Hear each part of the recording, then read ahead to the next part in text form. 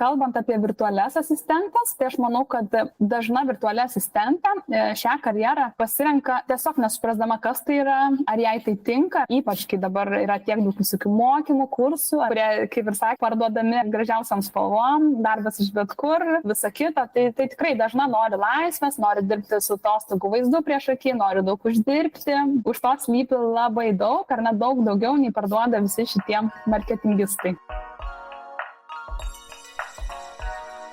Labas, su tavimi sveikinasi Bright podcastas. Mes esame čia, kad įkvėptumėm. Bright turime tikslą – padėti užaugti 1000 moteriškų verslų pažabojant dirbtinį intelektą. Labas merginos. Labas. Sveikos. Kaip smagu tave matyti, Justina. Justina iš tiesų yra didelė Bright dalis. Tikriausiai buvo viena pirmųjų, kuri patikėjo mumis ir prisijungė. Ir, jau beveik metai mes ir bendraujam. O jeigu greitai reikėtų pristatyti Justiną apie Just Key prekės ženklą įkūrėją, mes tai labai džiaugiamės mūsų tandemu su Justina, nes Justina yra ne tik labai profesionali, bet nuoširdi, rūpestinga ir dar, kaip Viktorija sako, too hot to handle. O prieš duodant žodį Justinai noriu paraginti jūs, mielosios besiklausančios šio podcasto, jeigu jums kažkas patiks ar įkvėps mūsų temos, būtinai pakomentuokite, palaikinkite, pasidalinkite šio podcastu su draugėmis, nes tai padeda mums augti ir prisideda prie mūsų misijos užauginti 1000 moteriškų verslų. Justina, dabar norėčiau duoti žodį tau, tai papasakok, ką tu veiki, kas tu esi, aš jau šiek tiek tave pristačiau, papasakok pati plačiau šiek tiek. Ačiū, Giedrė, už tokį smagų pristatymą, mini įžangėlę. Tai aš visų pirma esu žmogus, moteris, noriu sakyti gili asmenybė, tada esu dukra, sesuo, mylimoji, o taip pat jau daugiau kaip 5 metus ir skaitmeninio verslo atstovė ir savo pačios vadovė. Tai ką aš darau šiuo metu, gyvenu meilę ir rūpesčių, asistuodama verslams ir mokydama virtualias asistentės, asistavimo patarimų ir gudrybių. Vis dar dažnai vadinu save virtualią asistentę, nors šios rolės batus jau senokai išaugau, bet manau klientams taip tiesiog suprantamiau. Tikriausiai ne žodžiais, o darbu parodau, kas esu. O mano darbas ir yra palengvinti klientų verslo kelionę. Tai jeigu tiksliau, panašiai kaip tu jau ir įvardinai, esu skaitmeninių projektų koordinatorė. Apibūdinimas projektų vadovė man nelabai patinka, tai tiesiog projektų koordinatorė, verslo partnerė bei virtualių asistenčių konsultantė ir mentorė. Na ir be viso to, tikriausiai bus aišku, po šio pokalbio esu ir pleputė, tad tikiuosi per daug neišsiplėsti ir pasidalinti tik svarbiausiamis savo gyvenimo versle detalėmis. Tai pradžiai tiek. Ne tik Justinos prisistatymas yra gražus ir labai gražų žodžiai, bet mes galim ir paliudyti, nes mes su Justina dirbam jau virš pusės metų savo versle Bright. Justina yra vienas iš pirmųjų žmonių, kuris pradėjo dirbti kartu su mumis Bright užkulisiuose ir be Justinos tikrai mes tiek toli nebūtumėm nuvažiavusios ir taip sėkmingai nebūtumėm nuvažiavusios. Tai iš tikrųjų Justina yra tas žmogus, turbūt 4. ar ne žmogus mūsų komandai, kuriam nuoširdžiai rūpi Bright ateitis. Ir tai noriu iš tikrųjų to pasidžiaugti ir tik paliudyti, kad tas prisistatymas iš tikrųjų yra tiesa. Aš atsimenu, kai Justina atėjo pas mus jau į Brightą, į mūsų komandą įsiliejo ir kaip mums atsirišo rankos. Ir mes jau pradėjome daryti dalykus. Tai tas buvo iš tikrųjų labai tas momentas labai fainas, kai supratom, kad jau mes galim kažką deleguoti ir pradėti imtis kažkokių kitų darbų. Tai Justina, kai galvoja apie savo veiklą ir apie savo verslą, mums labai smalsu sužinoti, kas tavo versle labiausiai ir patinka, kas tave motyvuoja daryti tai, ką tu darai.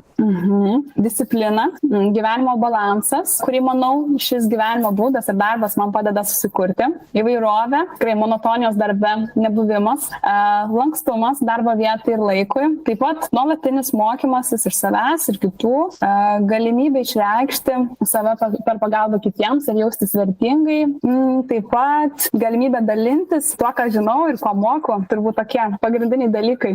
Jo, iš tikrųjų su disciplina ir turėjom kaip tik praeitą podcastą su Aušra iš turinio kūrimas, jinai irgi labai daug kalbėjo apie planavimą, discipliną ir panašiai ir matau, kad mūsų tikrai galiu patvirtinti ir Justina irgi yra disciplinuota ir irgi planavimo guru, tai kažkaip mes į savo podcastus paskutiniu metu pasikviečiam planavimo guru pasikalbėti. Iš tiesų, planavimas yra vienas didžiausių verslo sėkmės Iš tiesų, ir labai įdomu, kadangi neseniai Aušros praėjusiam epizode klausėm, ar jai planavimas yra įgimtas ar išsiugdytas. Birutė dalinosi, kad jos planavimas buvo išsiugdytas ir buvo palaida bala iki tol. Tai labai įdomu, kaip su tavim yra, Justina, nes į tave žiūrint, atrodo, kad disciplina, planavimas yra tavo tiesiog sinonimai. Sunku pasakyti. Manau, kad kažkokią tai struktūrą ir taisyklės aš išties visada mėgau, bet manau, kad tiek disciplinos ir planavimo, kiek yra dabar mano gyvenime, manau, kad atėjo su laiku. Manau, kad tikriausiai to išmokau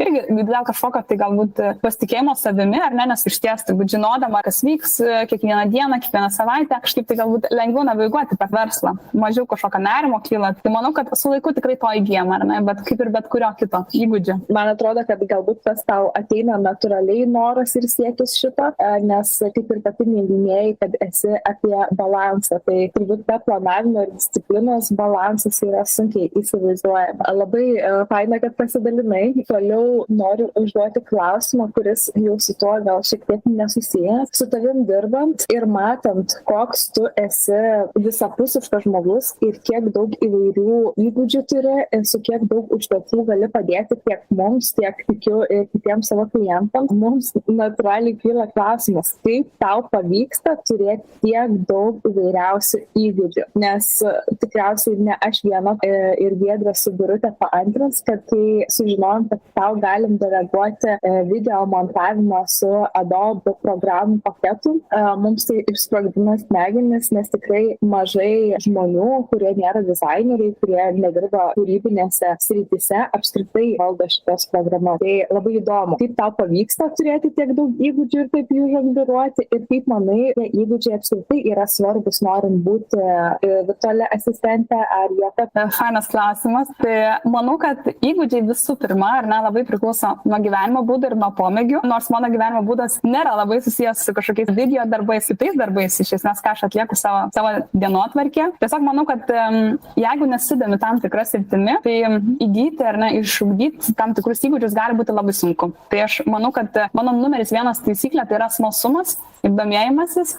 Galbūt todėl beveik visi mano klientai yra susiję su sveikatos industrija, nes šiuo metu, ieškant balanso gyvenime, man šitas sritis irgi yra viena aktualiausių ir įdomiausių. Kiti pomėgiai ir mano laisvalaikis yra susijęs su riedučiais, kas mane truputį seka, tai galima irgi matyti, tai tikriausiai yra labiau susiję su mano ta kažkokia kūrybinė pusė, su, tarkim, video, nuotraukom kažkokiam. Tai irgi, ar ne, yra susijęs su smalsumu, domėjimus tais kitais dalykais, ar ne, gyvenime. Kalbant apie virtualias asistentės, tai tikrai manau, kad šitam darbui reikia daug daugiau nei smalsumo. Reikia gebėti ne tik domėtis tam tikrais dalykais, bet ir nuolat mokytis naujų dalykų. Jie ne visada yra tie irgi, kurie mums yra patys įdomiausi, bet aišku, jeigu jie yra įdomus, tai tikrai yra lengviau įgyti tuos įgūdžius. Virtualioms asistentams taip pat reikia ne tik techninių įgūdžių, bet ir tų vadinamų dabar soft skills, ar ne, minkštųjų įgūdžių. Dabar tampa vis svarbiau suprasti tavo klientus iš tokios žmogiškos pusės. Kas dar, manau, taip pat būtina empatija ir labai nuoširdus noras padėti kitam, nes asistentas irgi, ar ne, dažnai dirba nemėgtamose, nelabai maloniose situacijose arba su projektais, kurių klientai patys nenori daryti, dėl to perdeleguoja asistentams. Tai yra, ar ne, irgi daug daugiau nei tiesiog darbas iš bet kur. Kaip asistentas įsivaizduoja, tai darbo vieta irgi yra be galo svarbi, nes būtina irgi užtikrinti gerą interneto ryšį, vaizdą, technologijas, tad dirbti iš balio ar po palmę nerekomenduočiau, galbūt kažką nuvilsiu. Tai čia turbūt ir iš tų įgūdžių pusės ir kažkokių tokių mini reikalavimų asistentams. Čia aš įsiterpsiu, nes kažkaip tik, kadangi tu irgi esi solo verslininkė, kaip ir mes, ir dažnai atrodo žmonėm, kai tu laisvadarbiauji, kad tu gali dirbti ten iš kokios nors po palmę gulėdamas hamake ir viskas labai faina, bet aš dažnai sakau, kad ne, tu dirbi iš ten savo svetainės su lapų, šūsnių visokių chaose ir kavos puodeliukas geria kavą ar kažkokį kitą gėrimą. Tai čia tikresnė ta realybė. Nors aš atsimenu, kai aš keičiau karjeros sritį ir išėjau dirbti savo, visos reklamos, visa komunikacija, kur aš susidirbavau apie laisvadarbystę, būtent reklamavo laisvadarbystę per šitą prizmę. Palmės, vanduo, dirbti iš kur nori, šilta, visus visus metus nėra cepelininio dangaus. Ir aš išėjau iš darbo, atsimenu, ir galvoju, viskas, mano gyvenimas pasikeis, dabar kiekvieną dieną visus metus matysiu žydrą dangų, vandenį, palmes, nors I'm not a palmes person, bet vis tiek idealizavau tai ir per 2 metus karjeros solo veksle, aš tik tais po 2 metų išvažiavau pirmą kartą realiai su palmėm padirbti ir galiu paliudyti, iš tikrųjų buvo nuostabu. Bet anyway, ne šitą norėjau pasakyti. Viktorija labai gerą temą užvedė. Iš tikrųjų, juk darbas yra daugiau negu darbas. Ir Justina, tu irgi pasakoja apie tą gyvenimo ir darbo balansą. Mes iš esmės juk dirbdami irgi norim pajausti, kad darom kažkokį pokytį, kad sukuriam kažkokį pokytį, o ne tik tai esam varžtukas toje dideliai sistemoje. Justina irgi labai įdomu, nes tu tikrai tokių gabumų turi talentų. Kokį tu pokytį nori sukurti, koks tavo tas galutinis tikslas ir kokiomis vertybėmis tu vadovaujas savo versle. Ar jos kažkaip sutampa su tavo asmeniniu gyvenimu? Vienareikšmiškai labai fainai pasakyti, kad tikrai norisi ar ne būti kažkuo daugiau. Tai į šitą klausimą gal atsakysiu truputį kažkiek filosofiškai. Tai tiesiog noriu, kad žmonės taptų laimingesni, ar ne, kad labiau džiaugtųsi akimirką, savo satimi, žmonėmis, kurie jos supa. Tiesiog, kad mažiau skubėtų. Tai manau, kad savo darbu aš palengvinu dieną, nuimu bent dalelę streso, skubėjimo. Manau, kad jūs pritarsit. Sutapau laiko, kurį jie gali išnaudoti savo, staptelti ten, kur gera. Sakau, čia taip gal iš filosofinės pusės, bet čia gal irgi yra dalis mano asmenybės. Tai be abejonės tikrai gyvenu tuo ir pati. Kasdien mokausi būti dar labiau sąmoninga, protų, mintimis, kūnu. Manau, kad tik pripildama save balansu galiu padėti jį kurti ir kitiems. Tai manau, čia mano toks varžtelis kažkokioj geresniai, nežinau, dienoj ar ateityje. Kartais iš tikrųjų jaučiam, kad tu tokia extra mile įdedi ir mums. Jo, džiaugiuosi, kad pastebit. Aš manau, kad irgi ne visi žmonės gal pastebi tokius dalykus. Jo, labai gera, ar ne, kai klientai irgi tai išsako ir pastebi tokias mano savybės, kurias labai nuoširdžiai stengiuosi perteikti klientams. Iš tikrųjų, ir aš pati šiandien prieš šitą podcastą buvau susitikimą su klientais ir kalbėjom būtent apie tai, kaip atrodo, kad atradom vienas kitą, kad čia meant to be mūsų kolaboracija ir visa kita, dėl to, kad vertybiškai iš tikrųjų rezonuojam. Ir man atrodo, kad mums ir Bright kolaboracijos atveju yra būtent šitas tandemas, kur tiesiog vertybiškai visas gyvenam panašiom vertybėm ir todėl yra ypatingai malonu dirbti kartu. Man taip pat. Aš tai tikrai patvirtinsiu tik tai, kad kai tu įsiliejai mūsų komandą, tikrai mums tapo lengviau ir paprasčiau viskas, nes tikrai, kada užsisuki darbų. Atsiprašau, ir tikrai tapom laimingesnės. That's my goal.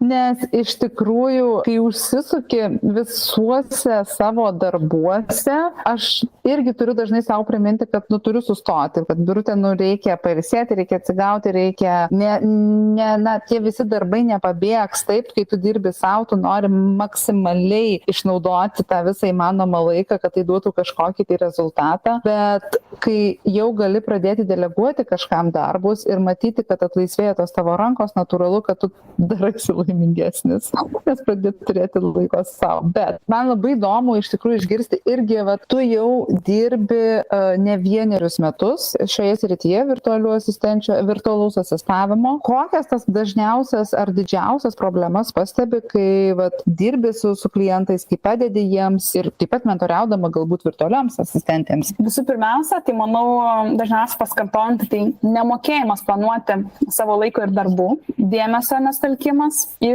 prioritetus. Viktorija rodo į save. Rezonuoja.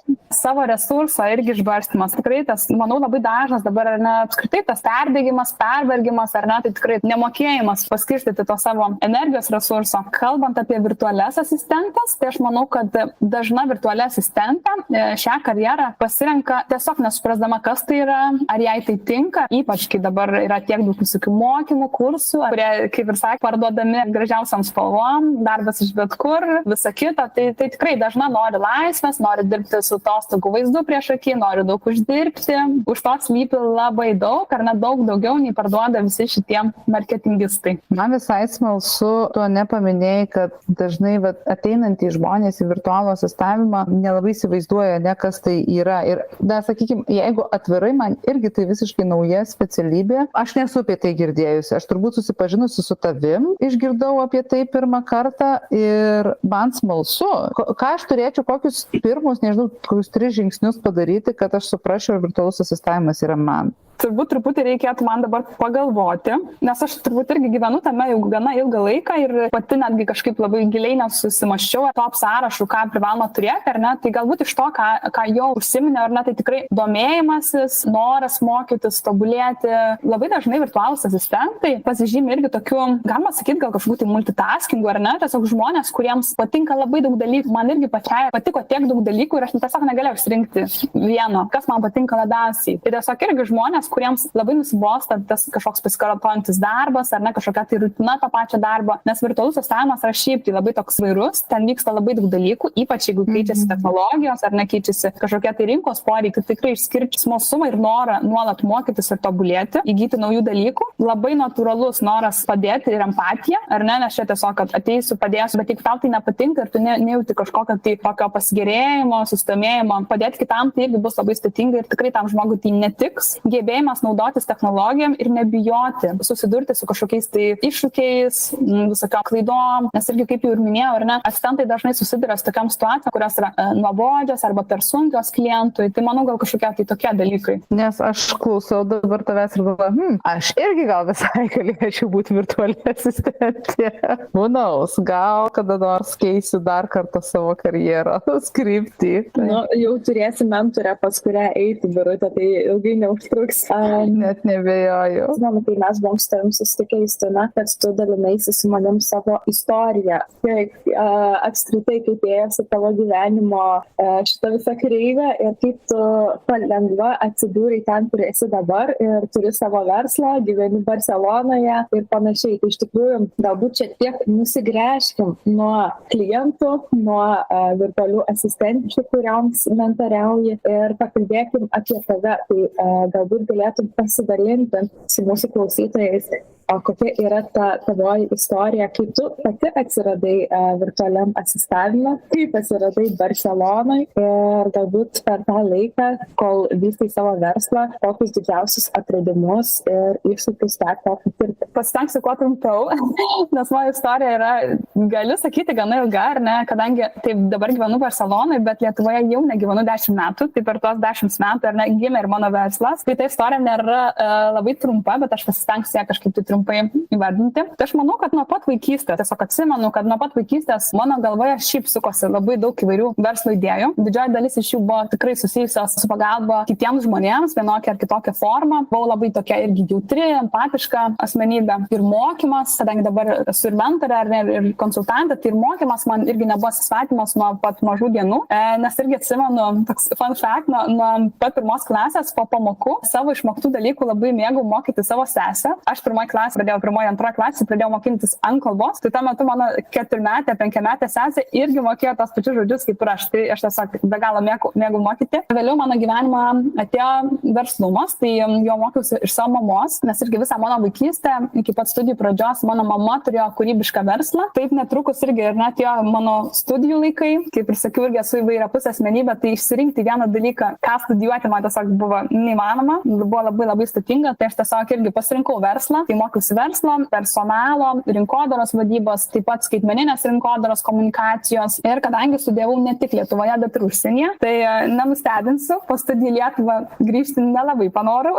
Tai būtent tuomet ar ne pradėjau ieškoti natūraliai kažkokių tai lankstesnių darbo galimybių, kurios man leistų ne tik keliauti, bet ir gyventi kažkokioje pasirinktoje užsienio šalyje ir kartu Lietuvoje. Nes Lietuvą aš vis dar tikrai myliu, tik nelabai myliu žiemų šaltų. Tai tiesiog tikrai norėjosi žiemos praleisti praleisti kažkur, kur yra šilčiau, o vasaros, ar ne, praleisti Lietuvą. Tai va, tai pradėjau tiesiog ieškoti kažkokių tai galimybių. Tada irgi kažkaip keliaudama vienoje knygoje, berods apie 2017 metais, keliaudama pas Sicilijos pakrantės, įsimylėjęs tą kažkokį tai šiltą orą ir tikrai įsivaizduodama, kad aš taip galėčiau gyventi ateityje. Labai netikėtai perskaičiau vienoje knygoje, dabar netgi irgi nesu tikra, ar tai buvo 5 valandų darbo savaitė, kita kažkokia tai knyga, Tim Ferriss 5 valandų darbo savaitė. Nesu tikra, ar tai yra ta knyga, ar kažkuri tai kita, joje yra 4 valandų. 4 valandų darbo savaitė. Jo, berods, kad toje knygoje irgi yra labai taip įdomiai paminėtas virtualus asistavimas. Ir kai aš perskaičiau tai, aš iškart supratau, kad taip, tai yra mano. Nežinau, kada tai bus. Aš galbūt labiau įsivaizdavau, kad tai yra mano ateities profesija, kai aš būsiu mama ir norėsiu kažkokios saviraiškos, ar ne, kad galėčiau ir auginti vaikus ir dar dirbti savo kažkokią saviraiškos zoną. Tai aš labiau gal įsivaizdavau, kad tai bus mano ateities profesija, bet aš žinau, kad tai yra mano. Ir aš tikrai labai norėjau tai daryti. Tai va, tai paskui tiesiog sekė kažkoks informacijos rinkimas, įveiklinimas.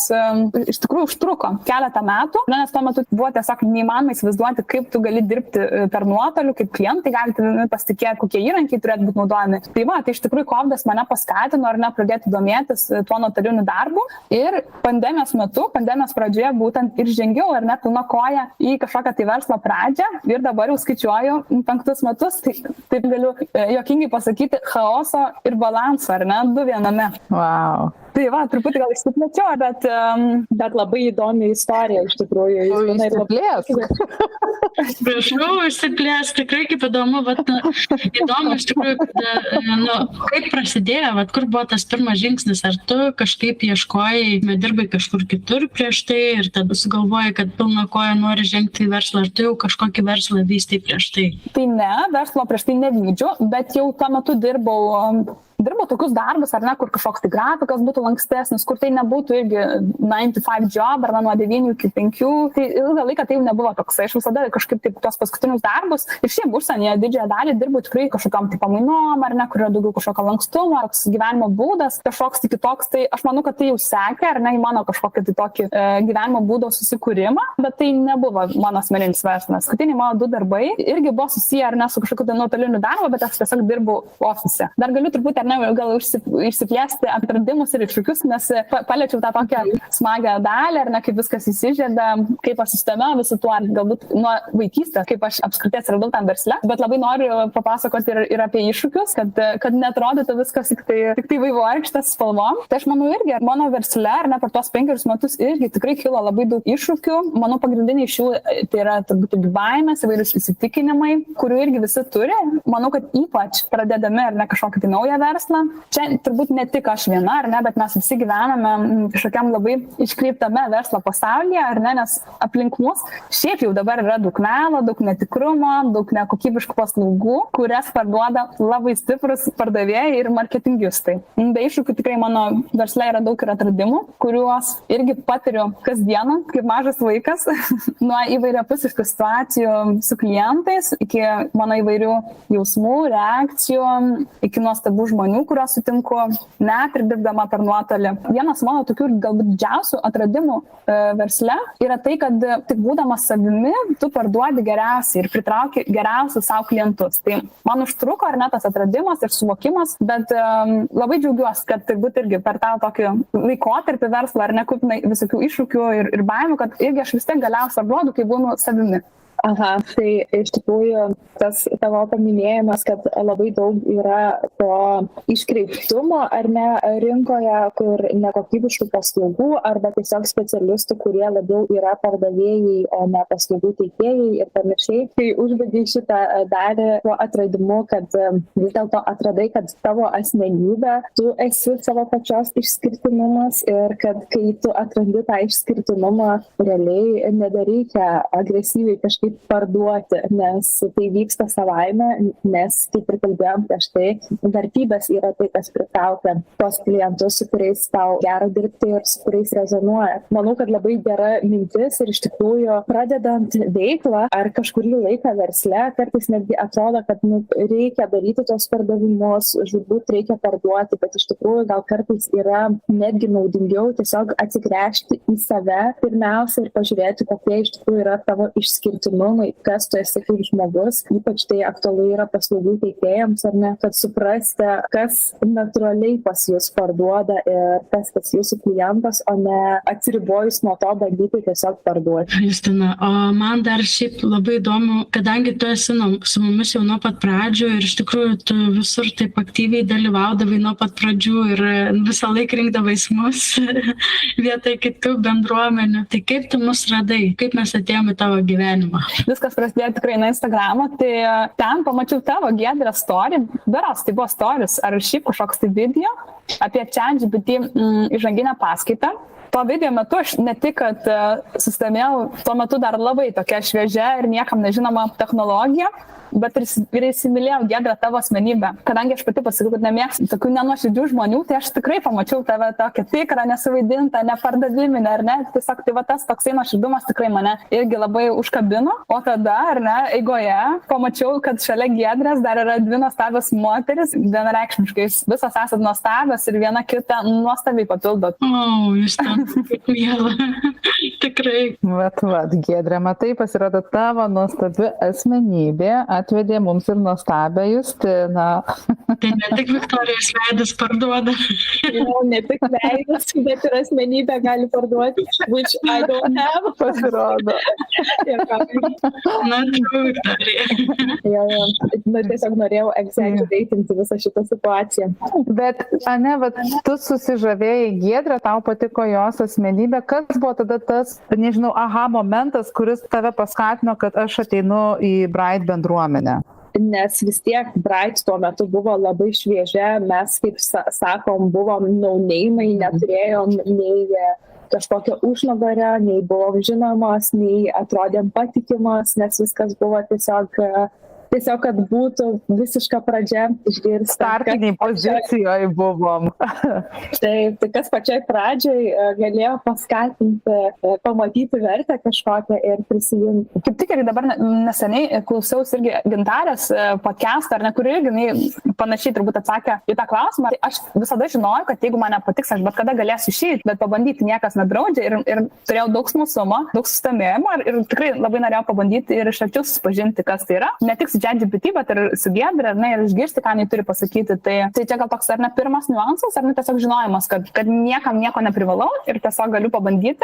Jeigu patiks, pasiliksiu, nepatiks, galėtų išeiti. O toliau, be abejonės, vertė, ar ne, kurią aš pajaučiau, sudalyvavusi vos vienoje sesijoje, ar ne, tai ta sesija tikrai mane užkabino pasilikti. Ir apskritai, turbūt visi susitikimai iki pat dabar yra tokie nuoširdūs, asmeniški. Man apskritai tai yra vienas iš tų verslų, kuris tikrai yra sufokusuotas į vartotoją, o ne kažkokią piniginį išraišką, kurią jis gali sutikti verslui. Tai vis dar labai pasigendu daug tokių verslų ir jūs esate tikrai vienas iš nedaugelio man. O, kaip fainai girdėti. Siunčiam braitastiškas širdeles iš karto. Aš siunčiu atgal. Ir iš tikrųjų, ką noris, man besiklausant Justinos, kai jinai paminėjo, kad jai surezonavo Giedrės story, Giedrės asmenybė ir man iš karto mintyse, taigi jūsų Giedrė iš tikrųjų tuo savo smalsumu, noru visada tobulėti, pastoviu augimu ar ne, informacijos kažkokios ieškojimų, domėjimosi, gilinimosi į dalykus, į daug dalykų. Esat labai panašios, nes Giedrė irgi nėra nei dienos, kai kažko naujo nesimokytų, nežiūrėtų. Tai man atrodo, kad, irgi pajautėt, kad esat labai panašios ir tas panašumas pritraukia. Aš čia dar pridėčiau, kalbant apie Giedrės smalsumą, tu Justina neįsivaizduoji, kaip užbombarduoja mūsų reelsais apie tai, ką galima išmokti ir kur panaudoti ChatGPT ir visus kitus įrankius. Sorry. Jo, atrodo, kad vis tiek Giedrė mama turėtų turėti mažiau laiko, bet pasirodo ne, jinai turi to laiko tam pasiekti. This is not true. Ne, tai yra labai to laiko, žinai, motinystėje, kai tu, pavyzdžiui, turi migdyti vaiką arba kol lauki, kol vaikas ten ant paduko savo reikalus pabaig, žinai.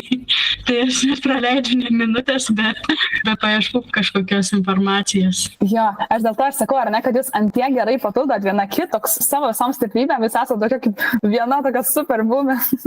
Aš manau, kad dėl to, ta prasme, jūs esate visiškai idealios co-founderės, ar ne, nes maksimaliai viską išpildot, ko tik tai galima tikėtis kažkokiai bendruomeniai.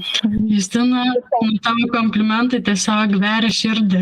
Jo, aš noriu pasakyti, kad atleisti Justiną, bet šitą vietą galimai mes iškirpsim ir panaudosim Instagramo komunikacijai.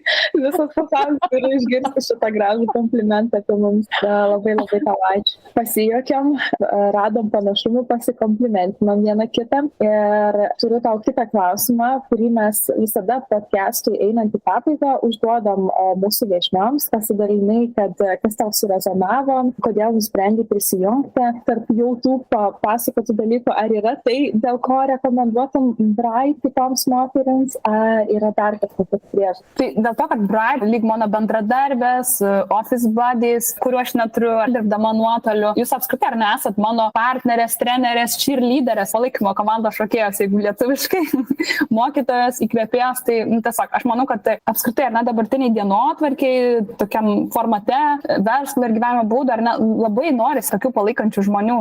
Tai be abejonės aš esu labai didelė šitos bendruomenės ambasadorė, ar ne, stipriai vertinu visas įdėtas jūsų pastangas, tiek jūs ir jų, tiek apskritai bendruomenės narių. Ir iš esmės vertinu tokią didelį įvairovę ir nemokymų, susitikimų, apskritai visų resursų, kuriuos gali gauti čia, bet kuri narė už tokį ir minimalų mokestį narystės. Ir iš tikrųjų, ką noriu dar paminėti, kad mes tave rekomenduotumėm kaip bendruomenės narę visoms bendruomenėms, nes tu iš tikrųjų esi viena iš tų narių, kuri maksimaliai įsitraukia ir viską, kas įmanoma pasiima ir iš tikrųjų buvimo bendruomeniai, nuoširdų tą buvimo bendruomeniai geba tiesiog 100% išnaudoti savo verslo augimui. Nes iš tikrųjų dabar bendruomenių bumas yra ir tos bendruomenės yra labai populiarios ir yra labai daug, kur galima prisijungti, tik tais išsirink, kam skirti savo laiką ir gebėk žongliruoti tarp tų bendruomenių. Man atrodo, kad dažnas tiesiog susigundo tą galimybę, kad bendruomeniai aš augsiu, tobulėsiu, bus kursai, bus tas, anas, ryšiai, networkingas ir panašiai, tačiau prisijungia į bendruomenę ir tiesiog moka tos mėnesinės įmokas, bet negeba pasiimti tos vertės, ką galėtų iš tos bendruomenės iš tikrųjų išsinešti. Ir tas tiek mokėjimas, tiek buvimas ar nebūna toksai šiek tiek betikslis. Man atrodo, kad tu esi tas žmogus, kuris yra nulaužęs visą sistemą, kaip iš tikrųjų kokybiškai būti bendruomenė. Tu esi tokia tipo asmenybė, ateini pasiruošus maksimaliai. Nežinau, kiek esam ką darę, tai visą laiką ir namų darbai padaryti, ir susidėlioju schedule, ir visą laiką ateina 5 minutėm anksčiau. Tiesiog esi pavyzdinga narė. Prisipažinsiu, kiekvienas mokymus, kai ateinam, tikriausiai visas turim tokią baimę, ar kas nors ateis. Bet tada, žinai, Justina visą laiką bus. Jo, 9 out of 10, ar ne, 90% būnu, nebent kažkas stimuliuoja, bet šiaip tai tikrai, aš manau, kad jūs man turėtumėt pakelti narystės mokestį, tiesiog jo už overusinimą. Ne, to tikrai nedarysim. Kalbant apie Bright, apie iš tikrųjų, ką mes ir bandom padaryti, šias verslės moteris, kaip jas gali išnaudoti dirbtinį intelektą savo prekės ženklo vystymą. Tai kokią reikšmę jai turi tavo darbo verslo procesuose, tavo prekės ženklo vystymą? Bright, apskritai, aš turbūt randu labai daug įrankių, kurie gali prisidėti prie mano verslo procesų ir dalį jų tikrai darbinu. Norėčiau darbinti daugiau, bet manau, kad čia irgi turbūt yra tai susijęs su apskritai kiek informacijos, ar ne, visokių mokymų, visokių sričių, industrijų, tai norėčiau daugiau, bet kol kas esu patenkinta ir tiek, kiek naudoju. Nes tikrai aš galvoju, kas antrą įrankį aš tikrai išbandau, ar ne, iš to, ką jūs pavaizduojate, ar ne, kas man rezonuoja, kas tinka mano verslui. Tai... O sakyk, Justina, kokie yra tavo populiariausiai must to have įrankiai? Galbūt iš to, ar ne, ką mes jau esam gal kartu, ar ne, žvelgia per susitikimus, tai aišku, ChatGPT tai tikrai, Midjourney, dabar šiaip turbūt yra labai daug įrankių, kurie anksčiau nebuvo. Dirbtinis intelektas, bet dabar irgi yra, ar ne, ir įvairūs planavimo įrankiai, ta pati Asana, turi daug automatizacijų, aš naudoju Grammarly irgi kažkokiam tai nerašymų, klaidų taisymui. Ta pati Canva turi, ar ne, dabar daug dirbtinio intelekto, elektroninio pašto, įvairios programėlės, ar ne, visokie priedėliai papildomi. Dabar net turbūt papildomai, net dabar net ir nežinau, ką aš ten dar naudoju, bet iš esmės kas antras įrankis, jeigu turbūt 90% įrankių iš to, ką mes naudojam, dabar jau turi bent kažkokią tai dalį dirbtinio intelekto. Tikrai dabar visi stengiasi užšokti ant tą traukinį ir bet kiek atsiranda ir tų naujų įrankių, kurie kartais tikrai yra betiksliai. Bet labai faina iš tikrųjų, kad ir mes su tavim kalbėjom, Justina, ne apie pašto sistemas, apie email clients. Tai labai fainai, kad jau gali pradėti kažkaip automatizuoti emailus, kad neįtų į spamą, beje, Justina tai daro. Ką prisiminiau pasiklausydama, kad iš tikrųjų Justina pas mus bendruomeniai yra perėjusi ir paskaitą, kuri vadinasi virtualaus asistavimo ir dirbtinio intelekto tandemas. Tai jeigu klausot mūsų ir norėtumėt daugiau sužinoti apie įrankius praturtintus dirbtiniu intelektu ir kur juos galime panaudoti savo versle, tai iš tikrųjų labai rekomenduojam pasižiūrėti, nes buvo tikrai labai vertinga paskaita ir labai vertingos Justinos įžvalgos. Tai smagu prisiminti, nors atrodo, ta paskaita jau buvo prieš pusę metų, senokai, bet aš vis dar atsimenu, nes iš tikrųjų buvo labai naudinga. Tai pabaigai, jau visai pabaigai, ar ne, podcast'o irgi tradicinis klausimas, kurį mes užduodam visoms moterims, nes pas mus podcast'uose moteris dalinasi savo įkvepiančiam istorijom, kaip jos pradėjo verslą, savo ups and downs, įvairiais iššūkiais, atradimais, įkvėpimais ir panašiai. Ir iš tikrųjų kiekviena išgyvenom savo istorijas ir esam savo istorijų skirtingose vietose. Galbūt, Justina, tu jau esi kažkur žingsneliu priekyje negu kažkuri klausanti mūsų podcast'o moteris. Ir ko tu palinkėtum moterims vystančioms savo verslą arba nedrįstančioms vystyti ir tik besiruošiančioms pradėti? Manau, kad numeris vienas, ar ne, iškart tokia mintis, ar ne, kuri kyla, tai nepulti stačia galva, išjausti, išbūti savo verslo idėją, ar ne, būti pastomėti, pagyventi su tuo. Prieš pradedant verslą, susipažinti su žmonėmis, kurie tuo jau gyvena, pati būčiau labai norėjusi turėti kažkokį tokį žmogų. Be abejonės, labai rekomenduočiau prisijungti prie patinkančios bendruomenės ir irgi pajausti kažkokią savo to patinkančio verslo virtuvę.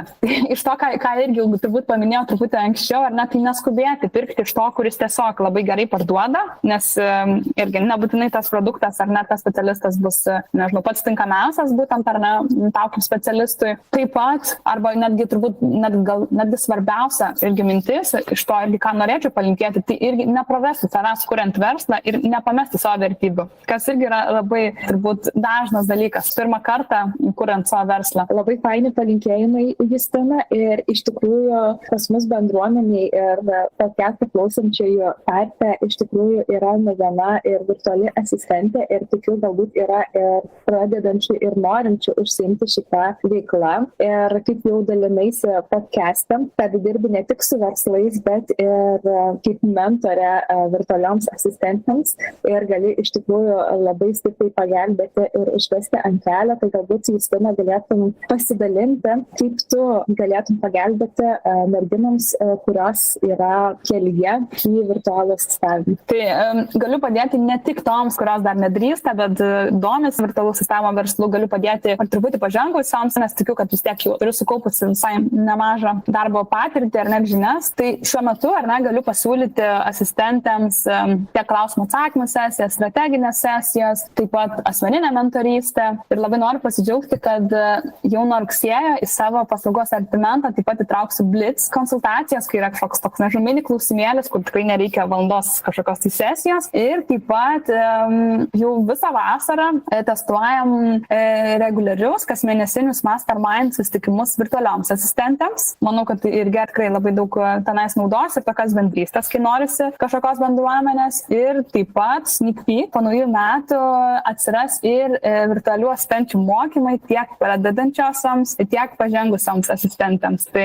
irgi, jei kažkam tiesiog galbūt surezonavo ar ne, kažkokios, nežinau, mano mintys, mano, nežinau, verslo matymas, tai tikrai labai kviečiu susipažinti socialinėse tinkluose arba tiesiog šiaip užsirezervuoti pažintinę sesiją su manimi. Labai iš tikrųjų rekomenduoju tai padaryti, nes ir beklausant Justinos ir išgirdus, koks yra jos backgroundas, verslo studijos, verslumas nuo vaikystės ir ir apskritai mums Bright, dirbant su Justina, irgi mes nesijaučiam, kad turim tiesiog darbuotoją, ar ne, kuriam deleguojam užduotis, o mes jaučiamės, kad turim labai stiprų verslo partnerį, kuris lygiai taip pat gali prisidėti savo idėjomis, mumis nukreipti ir panašiai. Tai iš tikrųjų tai yra labai labai svarbu vystant verslą, pradedant verslą ir tikiu, kad taip pat svarbu yra tokį žmogų turėti šalia ir kai nori pradėti apskritai teikti paslaugą šitoje srityje, tai esu 100% įsitikinus, kad Justina gali suteikti labai labai daug vertės šitais klausimais. Tai čia ne reklama, nuoširdi rekomendacija.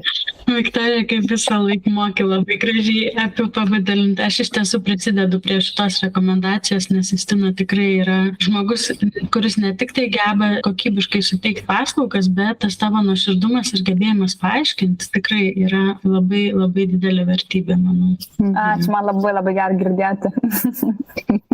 O mums, Justina, buvo labai gera tave turėti šiandien mūsų podcast'e. Labai džiaugiamės, kad skyrei laiko, nepabijojai ateiti papasakoti savo istorijas, nes net nebejoju, kad tikrai bus klausytojų, kurioms surezonuos tavo istorija ir kurios ras galbūt kažkokių aha momentų savo kelyje į savo verslo vystyme. O štai jau rudeninėme epizode Bright podcast'e turėsime dar vieną nuostabią viešnią. Tai prekės ženklų strategija ir socialinių tinklų specialistė Indrė Širkienė. Ir net nebejojam, kad daugeliu mūsų klausytojų šis vardas bus tikrai žinomas ir girdėtas. Indrė savo socialiniuose tinkluose dalinasi be galo naudingą informaciją prekės ženklo vystymu ir komunikacijos temomis, bei dažnai pasidalina savo patirtimi įdarbinant dirbtinio intelekto įrankius. Tai nekantraujam susimatyti su Indre, nes pokalbis net nebejoju bus tikrai įdomus. Ir prieš visai jau atsisveikinant, noriu dar kartelį paraginti ir priminti, ką Giedrė pradžioje minėjo, kad